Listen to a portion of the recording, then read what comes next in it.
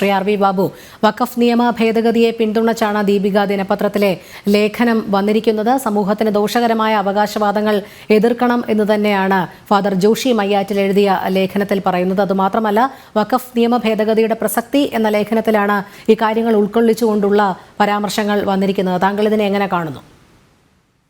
തികച്ചും സ്വാഗതാർഹമായ ഒരു ലേഖനമാണ്. കാരണം പ്രശ്നത്തിന്റെ വസ്തുതകളെ വളരെ സമഗ്രമായി പ്രതിപാദിക്കുന്ന ഒരു ലേഖനം. ഞാൻ ആ ലേഖനം വായിക്കുകയുണ്ടായി. രാവിലെ തന്നെ ആ ലേഖനം എനിക്ക് വായിക്കാൻ സാധിച്ചു.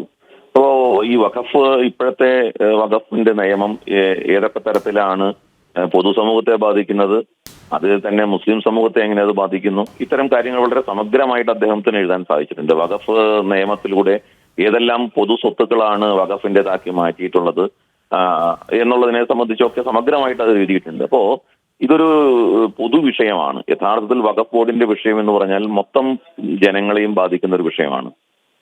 വളരെ ഒരു ഡ്രക്കോണിയൻ ലോ ആയിട്ടാണ് ഇപ്പോൾ വഖഫ് നിയമം നിലനിൽക്കുന്നത്. അതുകൊണ്ട് അതിന് സമഗ്രമായ ഒരു പരിഷ്കരണം ആവശ്യമാണ്. അതിൽ യാതൊരു സംശയമില്ല. അതിനെ സംബന്ധിച്ച് ക്രൈസ്തവ സമൂഹത്തിന്റെ ആശങ്കയാണ് യഥാർത്ഥത്തിൽ അവർ രേഖപ്പെടുത്തിയിട്ടുള്ളത്. ക്രൈസ്തവ സമൂഹം ഈ വഖഫ് നിയമത്തിന്റെ അടിസ്ഥാനത്തിൽ ഇന്ന് രാജ്യത്ത് നിലനിൽക്കുന്ന അപരിഷ്കൃതമായിട്ടുള്ള, തികച്ചും അന്യായമായിട്ടുള്ള ഈ നിയമത്തിനെ ചോദ്യം ചെയ്തുകൊണ്ട് രംഗത്ത് വന്നത് തികച്ചും സ്വാഗതാർഹമാണ്. അത് വളരെ വലിയ തോതിൽ ക്രൈസ്തവ സമൂഹത്തിനുള്ളിൽ ചർച്ച ചെയ്യപ്പെടുന്നുള്ള കാര്യത്തിൽ സംശയമില്ല.